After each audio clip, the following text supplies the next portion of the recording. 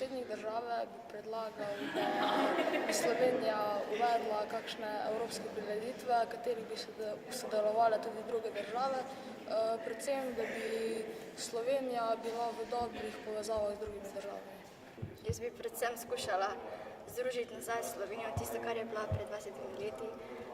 Provala bi čim bolj povabiti skupaj na sestanke predstavnike strank, da bi se pogovarjali, da bi skupaj iskali rešitve, da bi skupaj probali rešiti našo državo iz krize in tako pomagati vsem ljudem. Pa seveda, da ne bi nižali standarde v Sloveniji.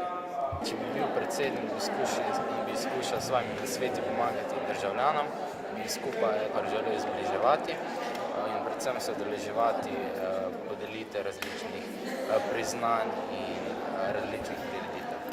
Ljudje bi ozavestili o tem, da smo vsi enakopravni, da pravice ljudi so vse enake in bi skušala spostaviti razumevanje drugim in da bi bili spravni drugega